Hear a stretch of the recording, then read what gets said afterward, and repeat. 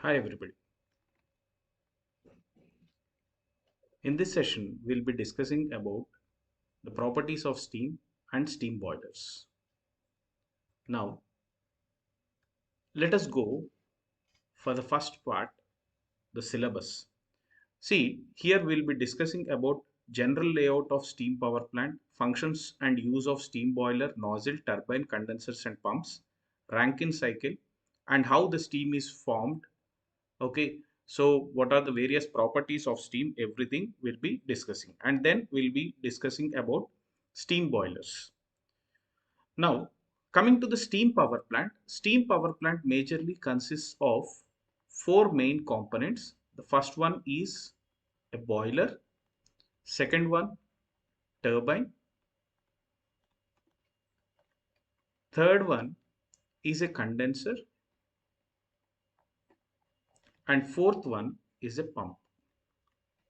These are the four major devices that will be there in a steam power plant.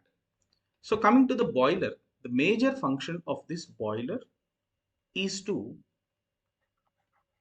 convert water into steam.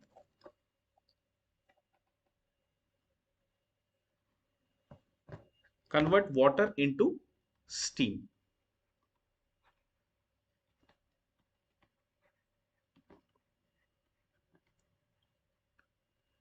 See, water usually that we consider here, we call it as feed water. Feed water enters the boiler, and then in the boiler, on the combustion of coal, the steam will be generated from the water. So this steam may be wet steam or dry steam or superheated steam.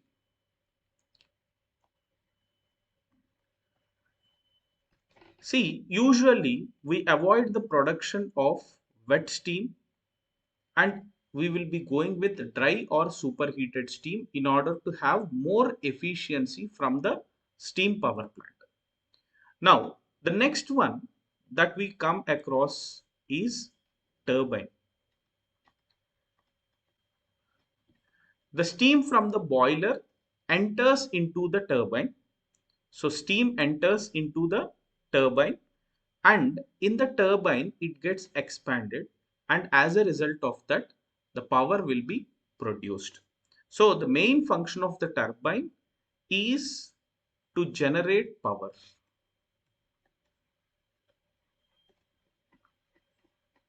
So this power generation will be by the expansion of steam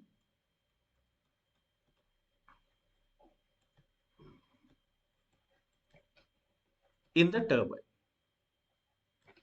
Then the next component that we usually come across is a condenser. So in the condenser, the steam gets condensed and gets converted to water. The water again enters the pump, where this water is pumped back to the boiler. So by consuming some power,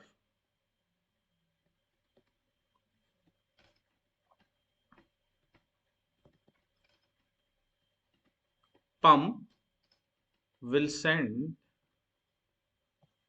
water to the boiler. So these are the major components that we come across in a steam power plant, and you can see what are their functions. See, coming to the turbine, we will be having impulse turbines,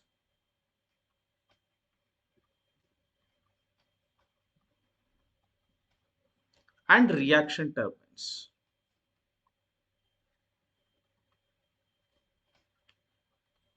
So in the further chapters, you will be learning about these impulse turbines as well as the reaction turbines. So as of now, coming to the steam power plant. So here you can see boiler. To the boiler, heat will be supplied on the combustion of coal. As a result of that, the water that is entering into the boiler gets heated and is converted into steam. So this steam that is entering into the turbine will be at very high pressure. It will be at very high pressure, and this high pressure steam enters the turbine and gets expanded. As a result of that, we will be getting power output.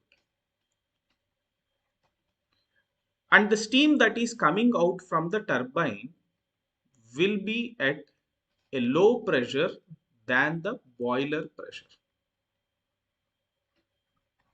Now this steam enters into the condenser, where in the condenser heat will be rejected. So this one is heat rejection. So heat will be rejected. As a result of that, the steam will get converted to water. Now this water, with the help of a pump, is pumped back into the boiler. So this is about the steam power plant. Now let us discuss about the formation of steam.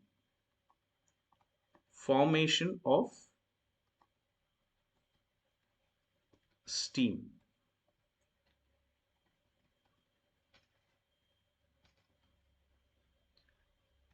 Now here,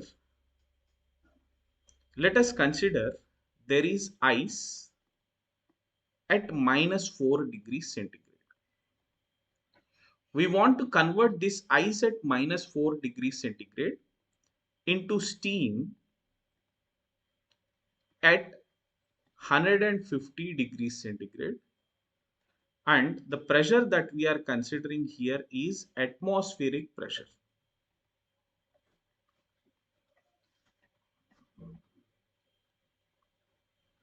Now, first of all, in order to form this steam at 150 degrees centigrade, we need to take the ice at -4 degrees centigrade. So ice is taken in the vessel here, and by using some burner or a device, or you can take a boiler itself. So here heat is supplied to the ice which is at -4 degrees centigrade. Now this ice slowly gets heated up, and now I am drawing a graph between temperature versus the amount of heat that is being supplied. Now here initially ice is at -4 degrees centigrade. Let us consider ice is at -4 degrees centigrade. Now this ice is heated up to 0 degrees centigrade. -4 degrees centigrade ice will be there. It will be heated up to 0 degrees centigrade ice. Now at 0 degrees centigrade, there will be a change in phase from the ice to water. So here at 0 degrees centigrade, there will be phase change from ice to water without variation in the temperature. Now here we will be coming across two types of heat. First one is the sensible heat. Sensible heat is because of the variation in temperature.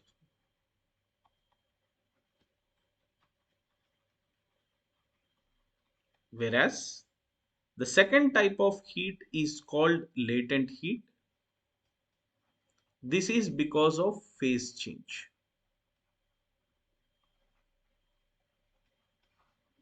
This is because of phase change. Now, Here, if you observe carefully, from minus 4 degrees centigrade to 0 degrees centigrade, there is variation in temperature. So therefore, the heat that we are going to get here is the sensible heat.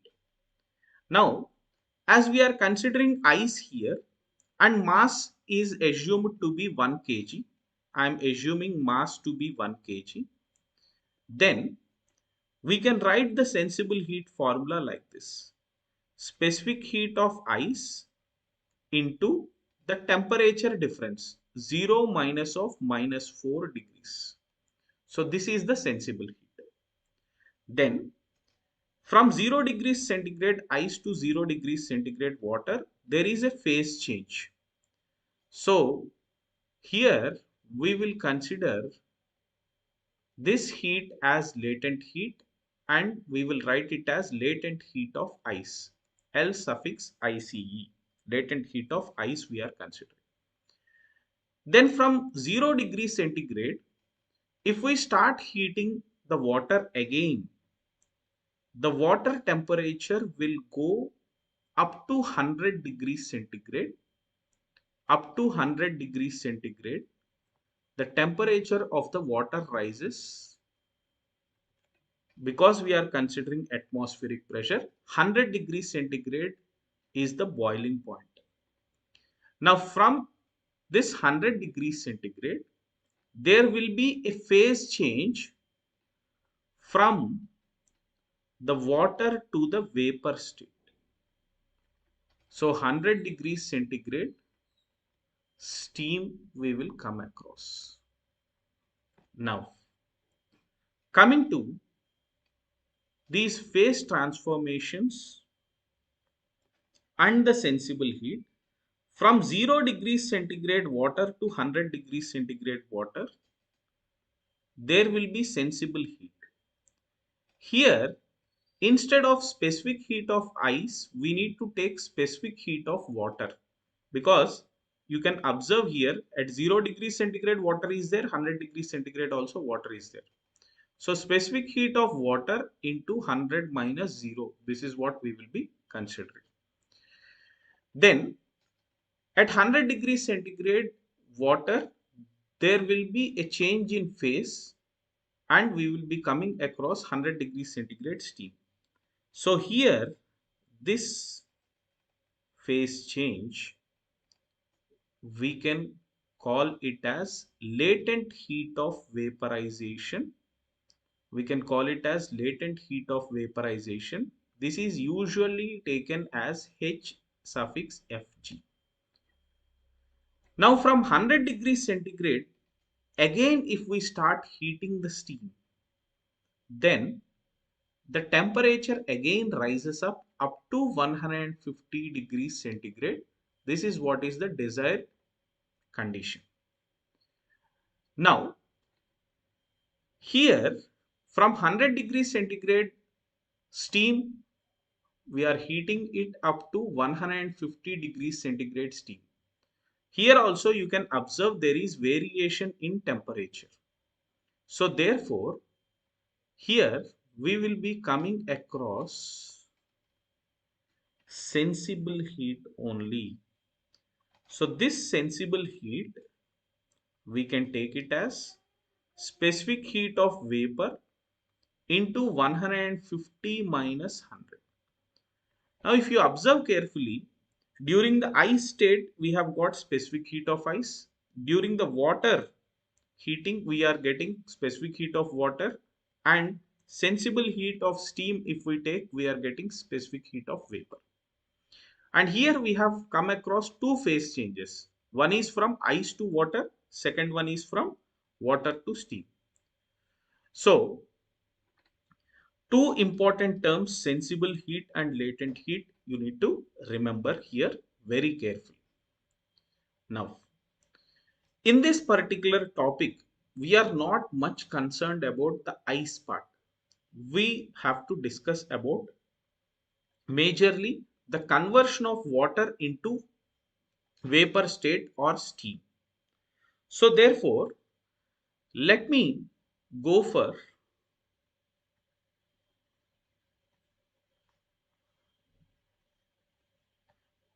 drawing the same diagram from the liquid state to vapor state at atmospheric pressure. We have taken atmospheric pressure. So here the temperature is 100 degrees centigrade, phase change, and this pressure is atmospheric pressure. Now, if we take pressure below the atmospheric pressure, then what will happen is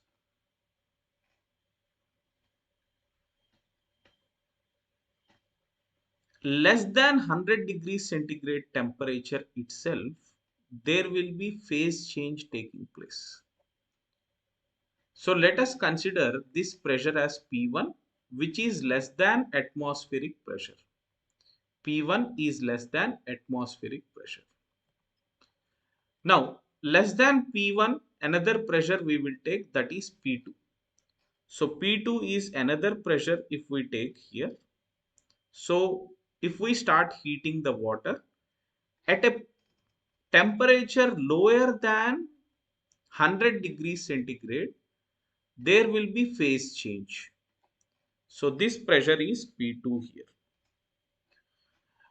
Now, if we take a pressure more than atmospheric pressure, then above 100 degrees centigrade, there will be phase change taking place. So let us consider this pressure as P3. And let us consider another pressure also, which is P4, which is higher than P3. So here, the diagram which I am drawing is majorly temperature versus heat diagram only, or enthalpy diagram you can consider, temperature versus enthalpy diagram. Now, here the pressure is P4. Now the conversion of water into steam only I am considering here. Now if you observe carefully, the starting point where the water gets started into vapor, if we join the locus of all these points, if we join the locus of all these points, that means if we start joining these points, we will get a curve. This curve is called saturated liquid line. Now, if we start joining the locus of all the points where we have achieved 100% vapor, so that means these points, if I start joining all these points,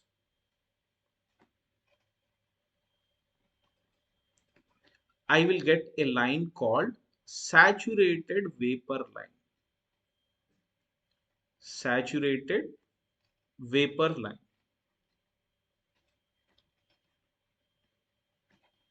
So, see, observe carefully. The point where the liquid starts vaporizing is these points at various pressures.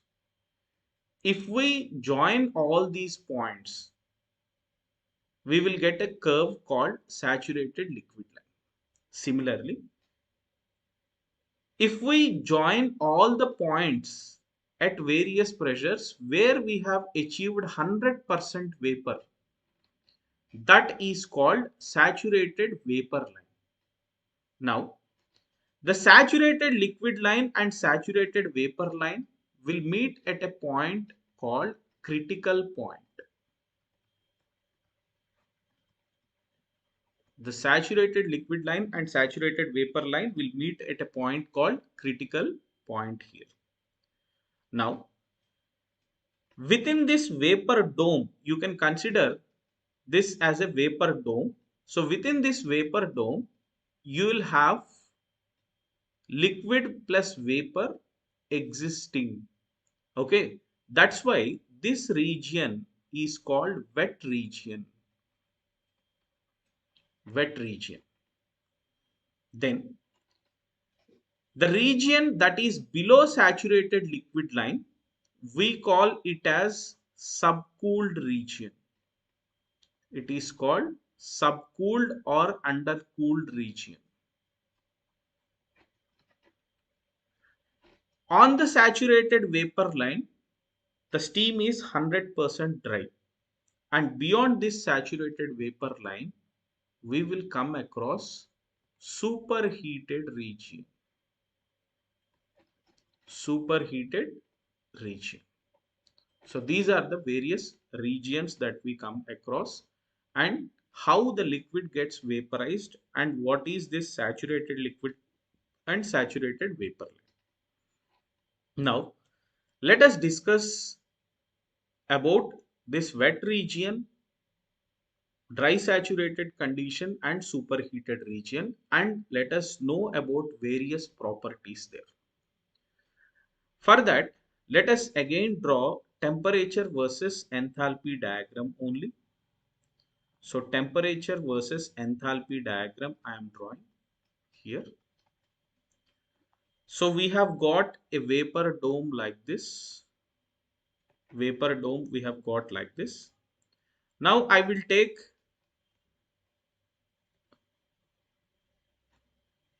at atmospheric pressure a curve like this.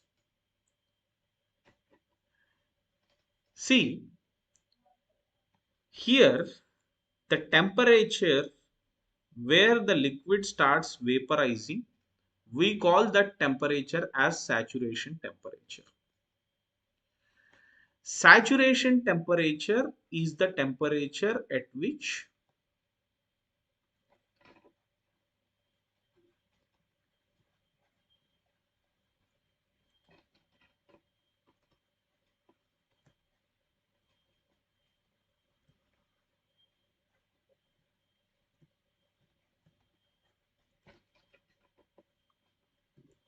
liquid starts vaporizing.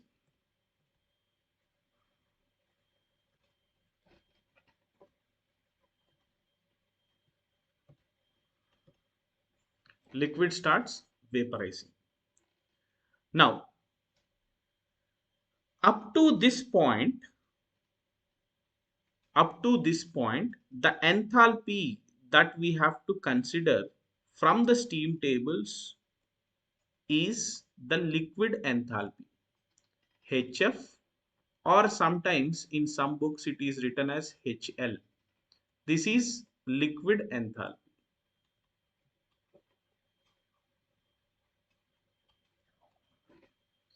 Then here, the enthalpy during the phase change, we call it as HFG. F suffix indicates liquid, G suffix indicates gas or vapor. Now from here to here, the enthalpy, the total enthalpy is called enthalpy of vapor, Hg.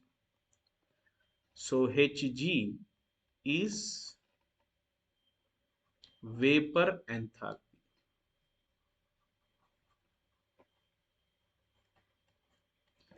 HFG is called latent heat,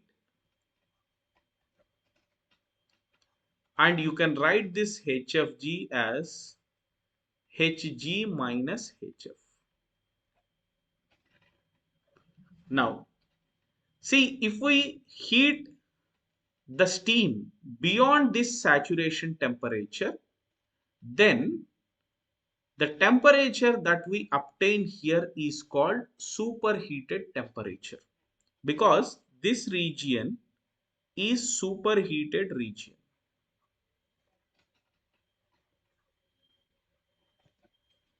Okay, so here if you observe carefully, this is completely vapor zone, superheated region, because from this saturation point only we have got 100% steam.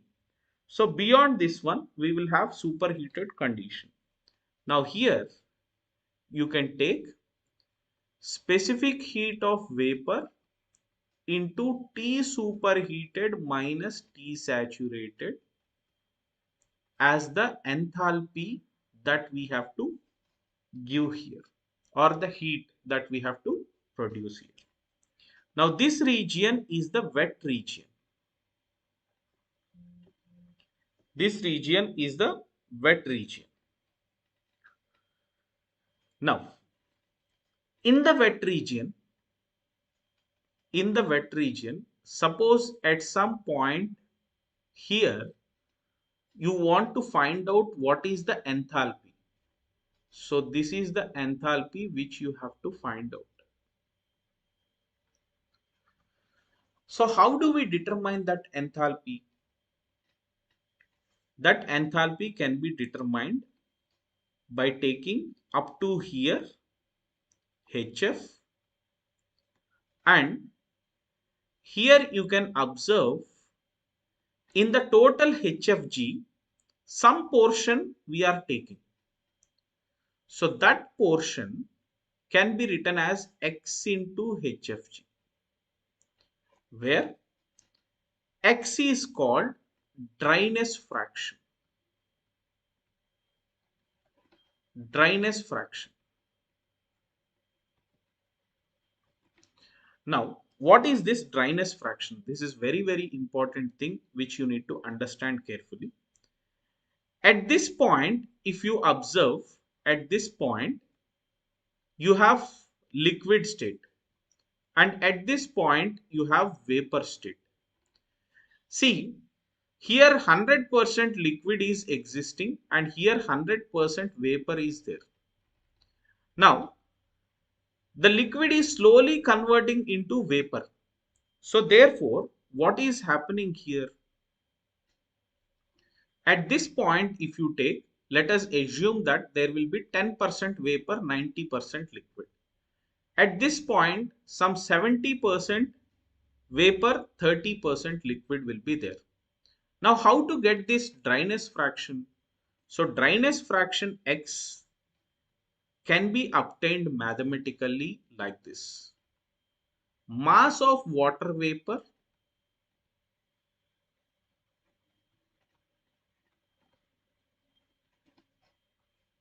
present in the total mixture. That means mass of liquid plus mass of water vapor.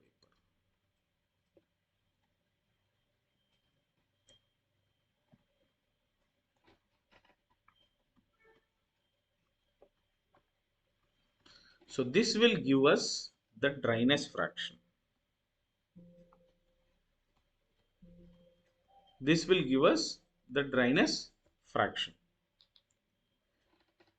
Okay. Now, let us understand for various kinds of steam, wet steam, dry steam, and superheated steam, how to measure enthalpy, how to know about entropy, what is the internal energy. Okay. For that, let us draw a table, and in this table itself I will tell you all the formulas.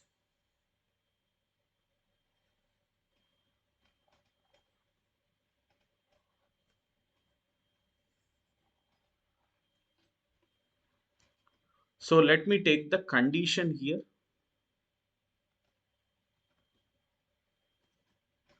Specific enthalpy, which is usually in terms of kilojoule per kg. Specific entropy in terms of kilojoule per kg Kelvin, which is denoted by S. Enthalpy is denoted by H. And specific volume. Specific volume is denoted by small v. Small v. So which will be in terms of meter cube per kg. So here we are considering per kg mass of the substance only. Now let us come across various kinds of steam. So first of all, let us take wet steam.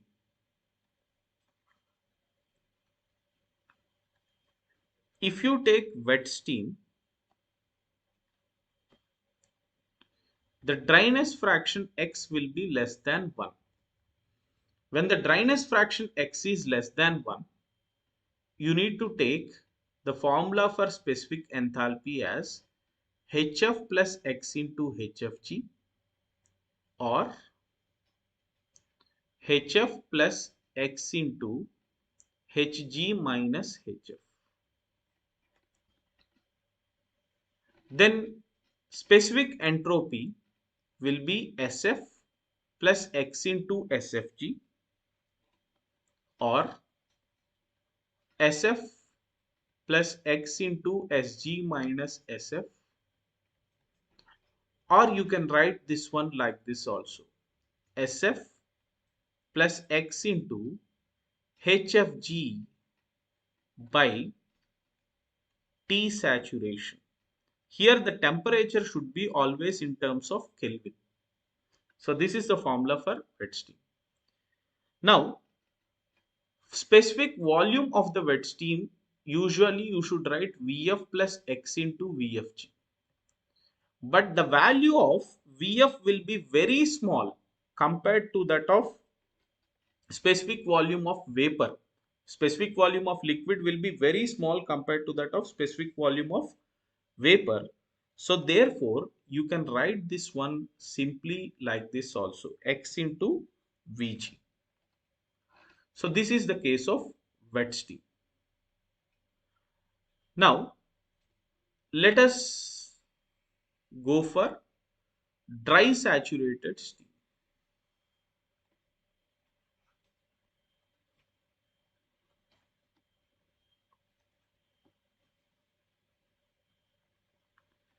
Dry steam.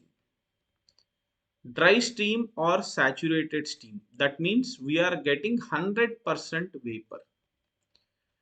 So, the dryness fraction x will be equal to 1 for saturated steam,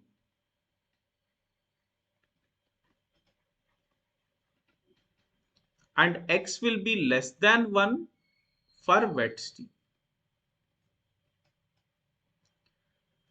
See, usually this dryness fraction can be calculated by using calorimeters. So there will be different types of calorimeters like throttling calorimeter, separating calorimeter, combined separating and throttling calorimeter, all these things. Now for dry steam, we can write the formula like this: HF plus, in place of X, we'll take 1. So you can write HF plus HFG, or simply Hg. HF plus HFG or Hg can be written as the formula. If you observe this diagram carefully, Hg value is HF plus HFG. Okay. Then here you can write SF plus SFG or SG, or you can write this as SF plus HFG by T saturation. All are correct. Then coming to specific volume will be simply Vg. We will take specific volume as Vg here. Then coming to superheated steam,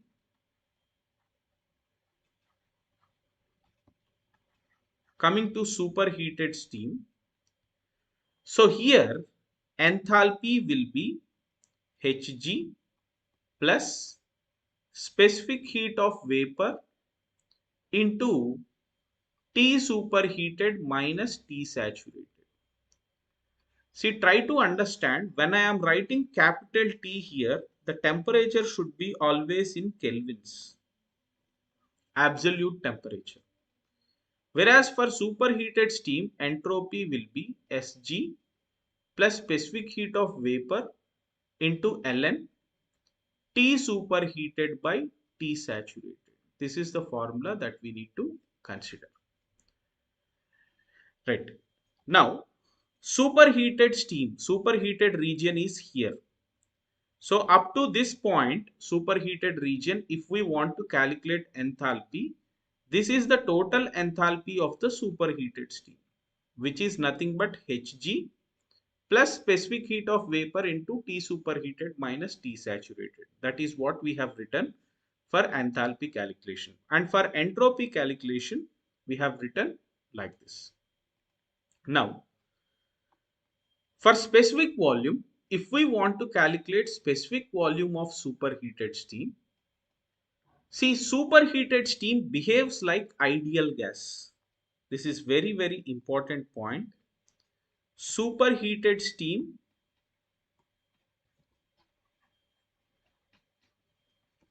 behaves like ideal gas and all gas laws are applicable.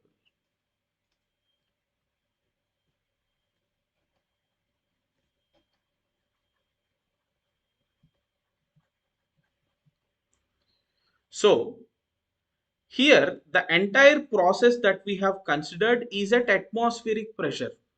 Pressure is constant here. So pressure is constant means volume will be directly proportional to temperature. So therefore, if we write V superheated by Vg, this will be equal to T superheated by T saturated. So by using this expression, you can find out easily what is superheated specific volume. So this table is very, very crucial and important in order to solve problems related to the properties of steam or Rankine cycle and in the entire boilers concept. Okay. Now, see, one most important point that you have to remember is as the pressure increases, as pressure increases, saturation temperature increases.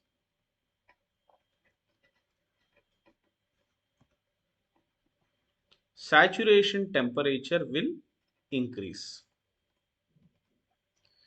If the saturation temperature is increasing, so Tsat if it is increasing,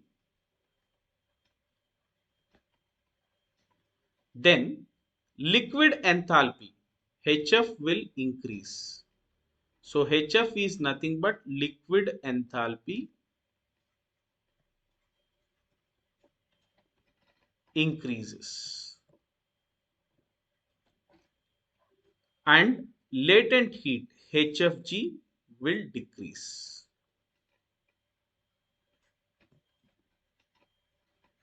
Latent heat decreases when saturation temperature is increasing. Now, at critical point, at critical point, the latent heat HFG will be equal to 0. So that means the liquid and vapor phases coexist. There is no latent heat at the critical point, and the pressure at the critical point is called PCR and temperature at the critical point is called T suffix Cr. So these things you have to remember. Okay. Now let us go for the boilers concept, and here I'll give you a quick recap of all the points that we have discussed related to steam. See, what is steam? Steam is nothing but water vapor which is obtained by boiling of water. Now coming to the applications of steam, steam will be used in thermal power plants, chemical industries, sugar factories, cotton and paper mills for bleaching, then locomotives, marine applications in ships, then heating of buildings and in the textile industry. In all these places, we will use the steam. Then what are the advantages of steam? It is very important working medium in steam engines and steam turbines. So in steam engines and steam turbines, this is the working medium, and it has high heat capacity. High heat capacity means heat absorption capacity is higher.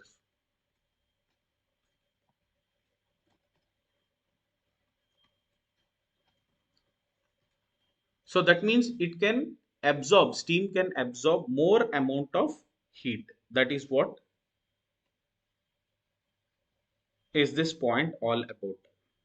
Then it can be easily condensed or evaporated. That means condensation means vapor to liquid state. It can be done very easily. And evaporated means from liquid to vapor state, it can be easily changed. The work required for compression will be small here. Then coming to the steam boiler. See, the steam boiler or steam generator, in simple words, if you want to know, it is a closed steel shell. It generates steam from water by transfer of heat from the combustion of coal or fuel. It is basically a heat exchanger which transfers heat from the combustion chamber to the water to generate steam. So steam generator is the modern name of boiler. That is what is steam boiler. So here, if you see the block diagram of boiler, you can see feed water or water enters into the boiler. The heat that is released by the combustion of coal will cause this water to be heated such that steam will be produced at the outlet of the boiler. Then coming to the working of steam boilers, it is made of strong steel to hold water and steam generated, and it consists of a combustion chamber where the fuel is burnt. The heat released by the combustion of fuel is transferred to the water, which is converted into steam. The generated steam is stored in the steam space of the boiler, which is above the water level in the boiler. I'll show you the diagram of steam boiler, then you can understand.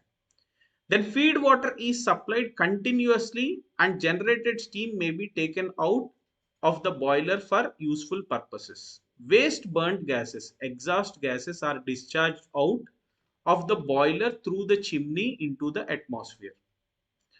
The boilers contain many controlling and safety devices to generate steam in controlled condition as per the requirement. See, there will be so many equipment like boiler mountings and boiler accessories. So these devices are placed in the boiler to ensure safety and to increase the efficiency of the boiler. Now coming to the requirements of good boilers, it should be absolutely reliable and safe in working.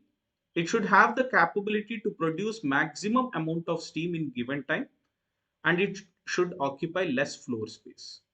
It should be strong enough to withstand operating pressures. Sometimes pressures will be more than 250 bar.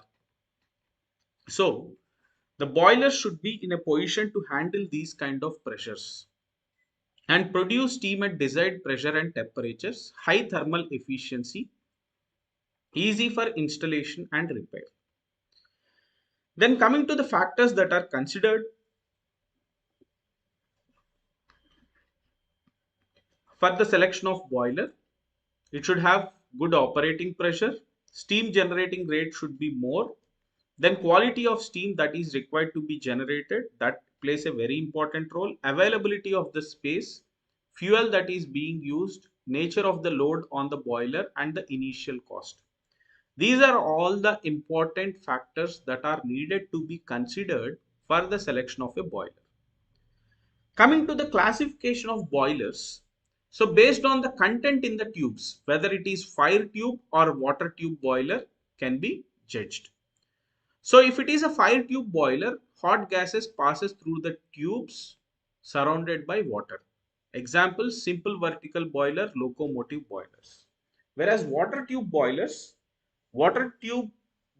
contain water in the large number of tubes over which the hot gases flow. Example, Babcock's and Wilcox boiler and Stirling boilers. Then, according to the location of the furnace, internally fired boilers and externally fired boilers will be there. So, internally fired boilers means furnace will be located inside the boilers, whereas externally fired boilers means furnace is located outside the boilers. Based on the axis, vertical boiler and horizontal boiler will be there. Then, based on the circulation of water, natural circulation boiler and forced circulation boiler. In case of natural circulation, no pump is required. This is very important thing. And circulation is mainly due to density. Whereas in case of forced circulation boiler, pumps should be used to circulate the water. Then based on service, stationary boiler, in power plants it will be used, mobile boiler, that means locomotive boilers will be there. So these are the various types of boilers. Now let us discuss about fire tube boilers. See, fire tube boilers, the furnace of this boiler will be located inside the boiler shell and hot gases flow through the tubes. Tubes are surrounded by water and shell contains water and the steam generated. Gases pass along the tube to the chimney. So you can see the diagram of a fire tube boiler. So you can observe fire tubes. These are the tubes inside which the fire is there. So at the bottom, you can observe there is a chamber which is a dome shaped chamber where on a grate, that means it will have some kind of small holes. On the grate, this coal is kept and it is burnt. The ash that is formed will come down into this ash pit. There will be some devices, I told you, some safety devices called boiler mountings. Here you can see feed check valve, blow off cock.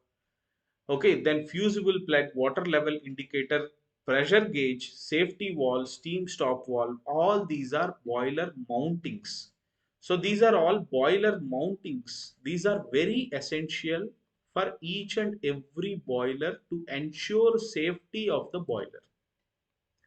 Then there will be a manhole for cleaning this one. Now you can see fire is inside the tubes of this boiler. So the fire that is coming out from this is entering into the tubes. Water is outside and steam space is there.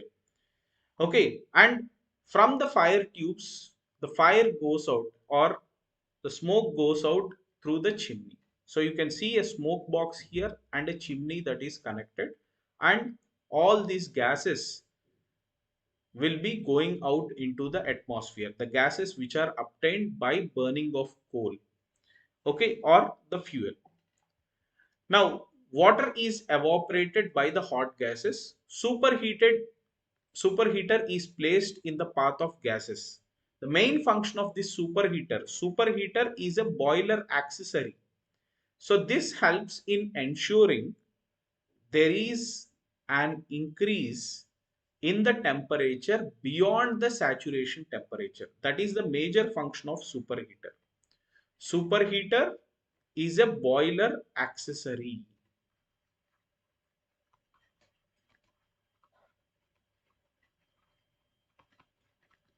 Then it is suitable for capacity up to 10,000 kg per hour and operating pressure is maximum up to 17 to 25 bar and thermal efficiency is about 75%. This is the fire tube boiler condition. Then coming to advantages, the design will be very simple and the construction is also simple, and it is more accessible for repairs and easy maintenance. There is suitability for fluctuating loads also. This is the advantage of fire tube boilers. Coming to the disadvantages, the rate of evaporation is very less. That means the amount of steam produced per 1 hour is maximum 10,000. which is very less. In modern boilers, the amount of steam produced per hour is very higher. The high pressure boilers, suitable only for low capacities, bigger in size and occupies large floor area, lower thermal efficiency, suitable for only low pressures and difficult to transport. Then coming to the examples of fire tube boilers, simple vertical boiler, Cochrane boiler, Cornish boiler, Lancashire, Scotch marine and locomotive boilers. These are all fire tube boilers.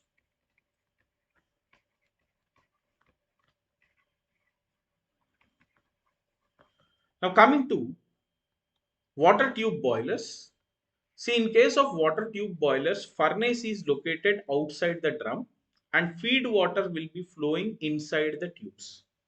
Hot gases pass outside the tubes and it consists of large number of parallel tubes. Tubes connect drums through headers. Feed water is supplied to the drum. And water flows from the drum to downtake header and downtake header to the tubes.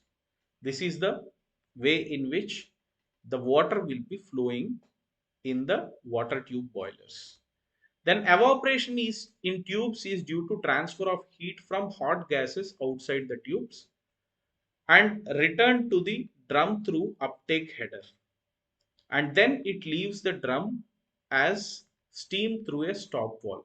And it is suitable for high pressure steam generation 125 bar or even 221.2 bar.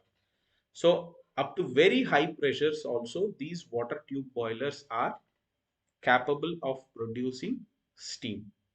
See here, if you observe the diagram carefully, again ash pit is there, grate is there, on grate fuel is there, this fuel is burnt and this gases will be outside the tubes. And if you observe carefully, there is a chamber here where water and steam both are there. So water will be there, water will be coming down. So from the right side, it will be coming down in case of this boiler due to gravity. And then this hot gases will be heating this water that is present inside the tubes. With the help of baffles, the direction of these hot gases will be changed. And once this water gets heated, it becomes vapor and the vapor will have less density. So therefore automatically it will go up. And again this enters through the superheater into this chamber where steam is present. Now this steam will be used for various purposes from here by using various devices. Here you can see superheater is there. Then you have pressure gauges, water level indicator. All these are very much helpful for the safety of this boiler. Then coming to the advantages of this water tube boilers, high operating pressures and high temperature steam can be produced and high capacity of almost 5 lakhs kg per hour. That means for 1 hour, the amount of steam produced is 5 lakh kgs approximately. Then quick starting will be there, smaller in size for given output because the storage capacity of this one compared to the fire tube boilers is less. So therefore the size occupied also will be less and higher efficiency will be there greater than 90% and can be transported easily from one place to another place, and this is majorly suitable for big thermal power plants. Then coming to the disadvantages, very high initial cost, complicated design, difficult to inspect, impure and dirty water is not suitable for feed water and danger of explosion because pressures we are using are more than 150 bar here operating pressures. That's why there is every chance of explosion in case of these water tube boilers. Then coming to the examples, here you can see Babcock and Wilcox boiler is there, Arrow boiler is there, Stirling boiler, Benson, Lamont and Loeffler boiler. So these are the examples of the water tube boilers. Now let us see the comparison of fire tube versus water tube boilers. So coming to the flow of gases and water, gases will be flowing inside the tube surrounded by water in case of fire tube boiler, whereas in water tube boiler, water will be inside the tubes and gases flow outside the tubes. Coming to the location of the furnace, within the shell, you will have the furnace in case of fire tube boiler, whereas for water tube boiler, it is outside the shell. Then coming to the floor area, fire tube boilers require large floor area for given capacity, whereas water tube boilers require small floor area for the given capacity. Then coming to the evaporation rate, in case of fire tube boiler, it is slow, whereas in water tube boiler, it is rapid. And the capacity of fire tube boiler is 9,000 to 10,000 kg per hour, whereas the maximum capacity of water tube boiler is 5 lakh kg per hour. Pressure range will be usually between 7 bar to 25 bar in case of fire tube boilers, whereas in case of water tube boilers, if you take high pressure boilers, it will be more than the critical pressure, that is 221.2 bar. Efficiency in case of fire tube boilers is low efficiency, maximum 75%, whereas water tube boilers has higher efficiency of up to 90%. Cost is higher for a given capacity in case of fire tube boiler, whereas for water tube boiler it is lesser cost. Risk of bursting is high in case of fire tube boiler. In case of water tube boiler also it is higher. Okay, so these are the comparisons of fire tube boiler versus water tube boiler. I hope this session is helpful to you. All the best.